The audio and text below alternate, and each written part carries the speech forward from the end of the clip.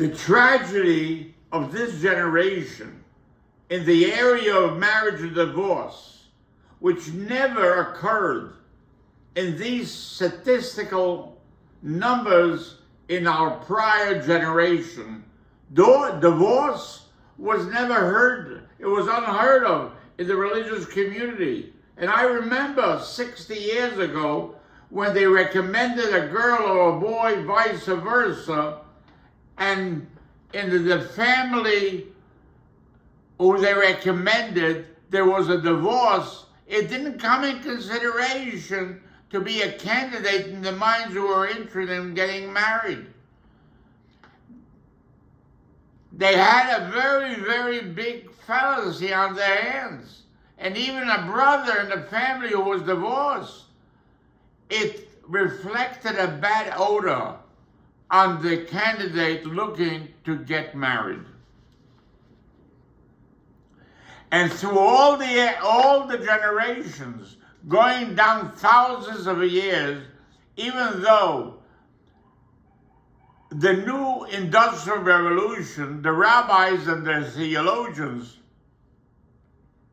have always said to the young man who is interested in getting married to lower their arrogance and to lower your thinking about yourself and what you possess, to step down from your qualities and characteristics and talent that you possess, that you should be able to take a woman that should be able to be your mate, instrumental in making your life better. Because women are not and do not have the wisdom and the intelligence and the makeup in order to grasp a husband on his standard and qualifications that he possesses. Marriage for thousands of years was a sacred institution that was without a flaw. Young men who got married at the age of 20, 25, even though they didn't possess all the merits of qualification that life demands, because they had a woman next to their side who supported them and overcome all the resistance of life. Their persistence of both of them raised their intelligence, wisdom, and greatness to the next level, which they themselves couldn't even imagine when they got married that they'll be on that standard. As is written in the Bible, if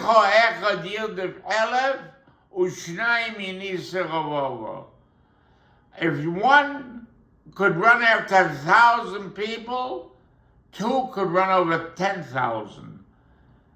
If the woman who gets married to the man work together in harmony, their production and imagination makes them produce 5 to 1. The advancement and success was fruitful till the Industrial Revolution and the women's suffrage that was passed in 1919 in Congress and created equal rights as a man, including voting, that was instrumental in raising psychological application for the man, for the woman. And as time goes on, that she has and could obtain the same virtues and privileges and talent and even more than men. The hearer, the one who hears me speaking and listens to me, you have to understand that not only this had an effect on a woman that should raise their intelligence and magnitude on the same level like a man, because a woman possesses more fantasy than a man. Maybe 90% of all clothing and everything that is produced in the world is done to satisfy a woman's fantasy.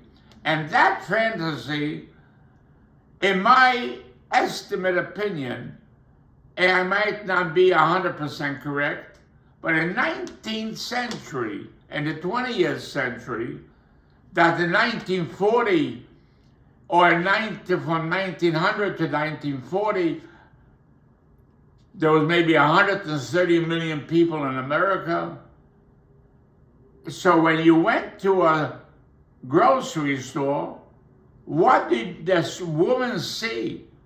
She saw a few loaves of bread and a few dozens of eggs and a few pieces of fish and a few pieces of chicken and a few pieces of meat. In other words, very little variety. So there was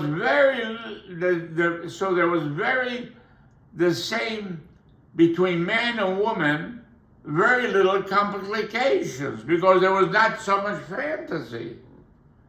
But if you go today into a supermarket, you will find 150,000 different items.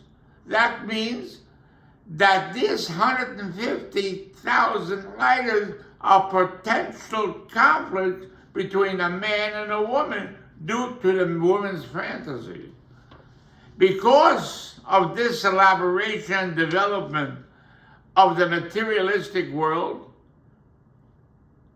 these new conditions could cause a short circuit and a chain reaction that leads to the breakup and the lack of communication between both sides of the marriage. And due to the fact that compared to the 20th century, you have today 350 million Americans, and the displacement of materialism that faces the eyes and ears of every human being, that means compared to the 19th and 20th century, that there was only 130 million people, and what they needed to satisfy their fantasy.